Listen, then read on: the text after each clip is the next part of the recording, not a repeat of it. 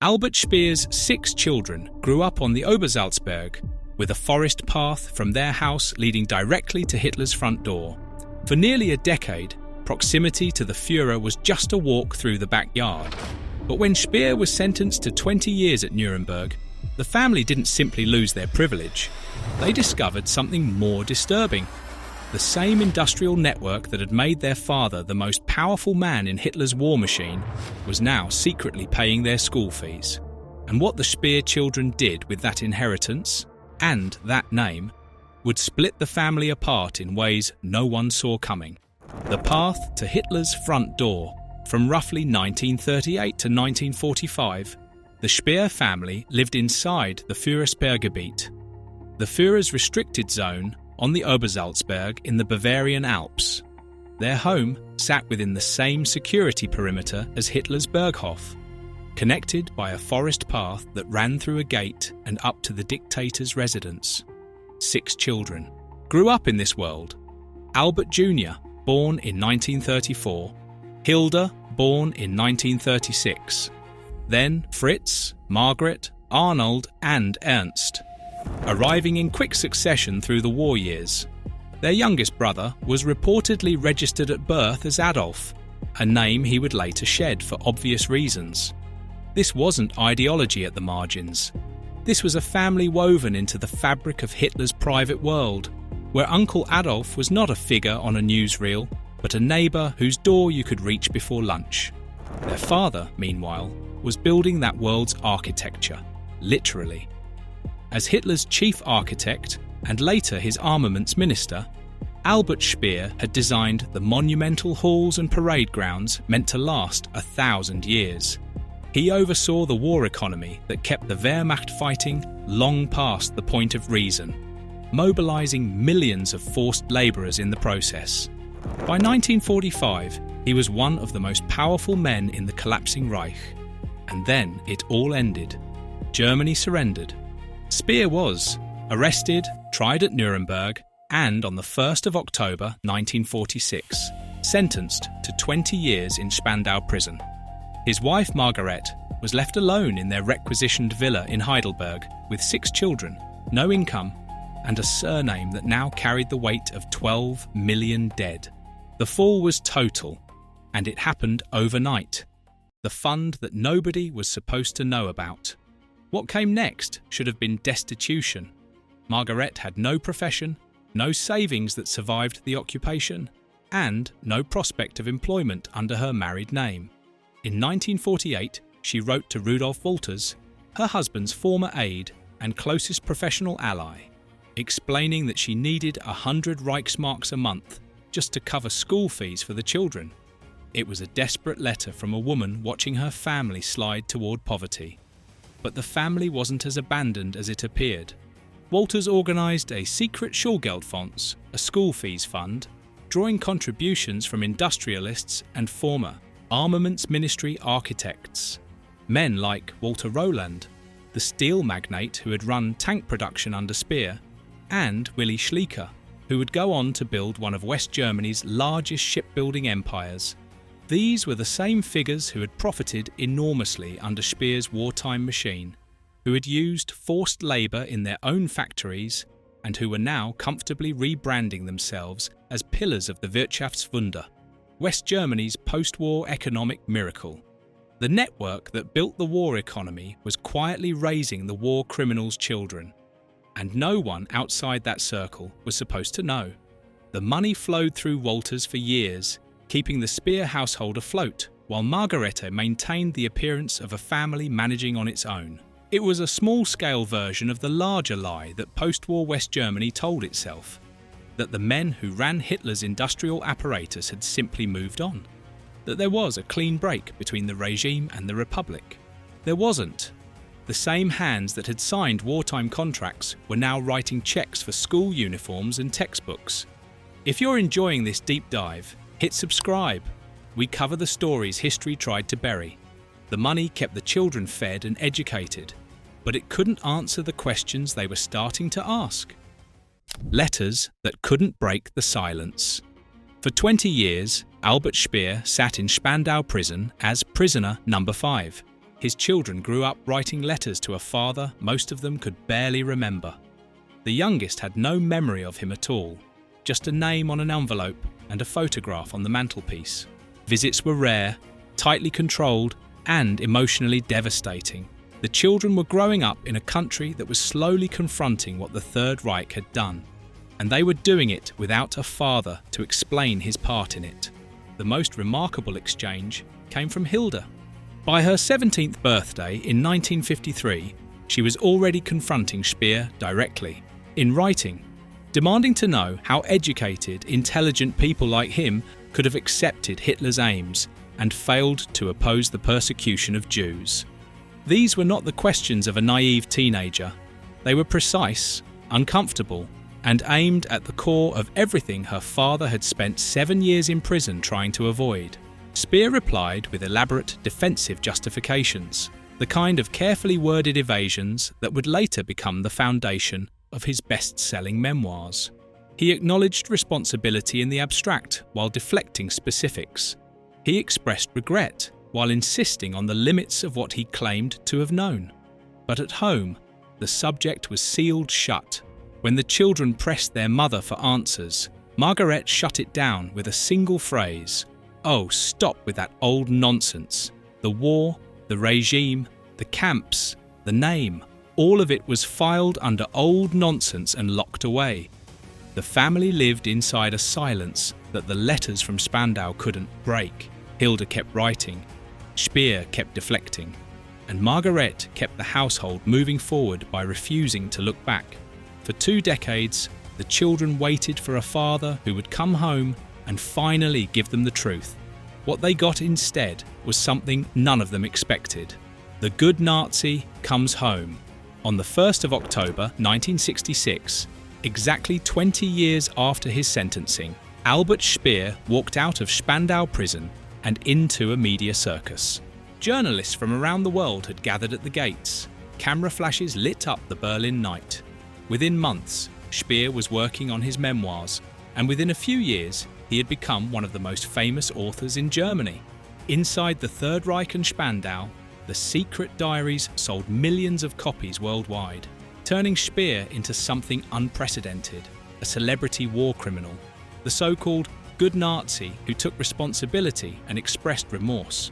The publishing royalties made him wealthy, the television interviews made him famous, and the narrative he constructed, that he had been an apolitical technocrat who got too close to power and looked away when he shouldn't have, became one of the most successful acts of personal rehabilitation in the 20th century. But the remorse was for the cameras. At home, his children discovered that the father they had waited 2 decades for was more interested in rehabilitating his public image than rebuilding his family. Margaret, the 4th child, born in 1938, later said bluntly that the family did not count for him at all. Speer was consumed by his literary fame, his speaking engagements, his role as Germany's most prominent penitent. He had become a brand, and the brand required constant maintenance. The children who had written letters to Spandau for 20 years now found themselves competing for attention with publishers, journalists, and historians who all wanted a piece of the repentant architect. The myth Speer sold the world wasn't just for strangers. He sold it to his own children first, and when they needed a father, they got a performance. So 6 children, now adults, were left with a name that carried enormous weight and a father who offered no guidance on how to carry it. What happened next split the family in 3 directions, and the most surprising path is one almost nobody knows about. The name you can never put down. Margaret Speer married and became Margaret Nissen, but the maiden name followed her like a shadow. She built a career as a photographer in Berlin, quiet, independent work that let her control her own identity. But she described dreading the moment when strangers connected the dots. A casual introduction, a glance of recognition, and then the question she could never escape. "Are you Speer's daughter?" She avoided television documentaries about the Third Reich because they made her physically uncomfortable. She kept her family history hidden from colleagues and acquaintances for as long as possible. Though silence her mother had enforced during childhood had become a habit she couldn't shake, even as an adult living in a different city under a different name. Eventually, she decided the only way to confront the weight was to write about it. Her memoir, titled with the very question she dreaded, "Are you Speer's daughter?" became a raw account of growing up inside a family where National Socialism remained taboo even after her father's release. The book stripped away any remaining glamour from the Speer name. It described a father who was simultaneously loving and utterly self-absorbed, a mother who preferred silence to reckoning, and a family where the most important conversations were the ones that never happened. The silence wasn't healing. It was a prison of its own, one without walls, without a sentence, and without any prospect of release. Margaret chose to confront the name by writing about it. Her brother chose something far bolder. He put the name on buildings. The architect's son, Albert Speer Jr., didn't run from the family legacy. He ran straight into it. He apprenticed as a carpenter, studied architecture, and in 1964, 2 years before his father even left Spandau, founded his own firm in Frankfurt. The symbolism was impossible to miss. The son of Hitler's architect was going to be an architect himself, and he was going to do it under the same name. Over the following decades, Albert Jr. built one of Germany's most successful urban planning practices. He designed the master plan for Expo 2000 in Hannover. He worked on the European Central Bank headquarters in Frankfurt. His firm won contracts for stadiums tied to the 2022 Qatar World Cup. These were enormous, internationally visible projects, and every single one of them dragged the Speer name back into global headlines. He leaned into the contrast deliberately. Where his father had designed monuments to totalitarian power, the Cathedral of Light, the planned capital of Germania, with its domed Great Hall meant to dwarf every structure on Earth, Albert Jr. emphasized sustainability, human-scale design, and democratic urban spaces. The philosophy was an implicit rebuke, an architectural argument that the son understood something the father never did. But the irony was inescapable, and the questions never stopped. Every interview circled back to the same territory. Every profile mentioned the father before the son. The man who designed Hitler's Germania had produced a son who was now building stadiums in the Gulf, and the world could not stop asking whether the name on the blueprints mattered. Albert Jr. navigated it with discipline and professionalism until his death in 2017 at the age of 83. He never fully escaped the shadow, but he built enough of his own work to stand beside it. Albert Jr. navigated the name. Margaret exposed it, but their sister Hilda did something with it that neither of them, and certainly not their father, ever could have imagined. Paintings for atonement. Hilde Speer became Hilde Schramm after marriage, and she built a public life that moved steadily away from her father's world. She worked as a teacher, then entered politics with the Green Party, and eventually served as vice president of the Berlin Parliament. But her most extraordinary act came in 1994, nearly 3 decades after her father's release from prison. Hilda had inherited paintings from her father, art acquired during the Nazi era that had systematically looted Jewish collections across Europe. These were not minor pieces. They were part of the vast river of stolen and coerced property that had flowed through the hands of the Nazi elite, and they had ended up in the Speer household as casually as furniture. Instead of selling them quietly on the private market or hiding them in a closet, Hilda sold the paintings and used every cent of the proceeds to found a new organisation. She called it Zurückgeben, literally giving back. The foundation's purpose was specific and deliberate, funding grants for Jewish women working in arts and scholarship. She had taken contaminated inheritance, art that symbolised everything the regime had stolen, and inverted the mechanism entirely. The possessions of Hitler's architect were now financing the creative work of the very community his regime had tried to destroy. Her father had spent decades performing remorse for cameras and book tours. His daughter actually did something about it, using his own possessions as the instrument of restitution. No press conferences, no best-selling memoir about her journey to atonement. just a quiet, radical act that spoke louder than anything Albert Speer ever wrote. Hilda's act of restitution was remarkable on its own, but it becomes even more devastating when you understand what historians later proved about the man whose paintings she sold. The lie beneath everything. In the years after Speer's death in 1981, the careful narrative he had constructed began to collapse.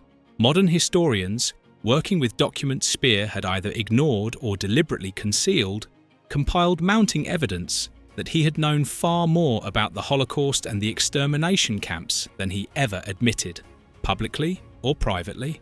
Documentaries like Speer und laid out the case methodically, showing that the man who claimed ignorance had attended conferences where the deportation and murder of Jews was discussed openly, had visited facilities where the evidence was impossible to miss, and had benefited directly from the slave labour that fed the camp system. The good Nazi narrative, the one his children grew up inside, the one that shaped their letters and their silence and their shame, was built on a lie he maintained to his grave. Hilda's teenage letters demanding honest answers had been met with evasions because the truth would have destroyed the myth. Margaret's decades of hiding from her maiden name had been shaped by a fiction her father chose to protect at the cost of his own family's peace. Albert Jr.'s career-long dance with the Speer name had been choreographed around a version of his father that never existed. The family's struggle was never just about inherited guilt, it was about inherited deception. The children didn't just have to reckon with what their father did, they had to reckon with the fact that he lied to them about it, consistently, deliberately, and for the rest of his life. The walk that never ended. 6 children, 3 responses to the same impossible inheritance. Hilda confronted the legacy head-on, converting it into active restitution, turning her father's possessions into grants for the people his regime had tried to erase. Albert Jr. and Margaret each navigated the name publicly, one through architecture and the other through memoir, building lives that acknowledged the weight without surrendering to it. Fritz, Ernst, and Arnold, the former Adolf, chose near-total privacy. Arnold became a community doctor.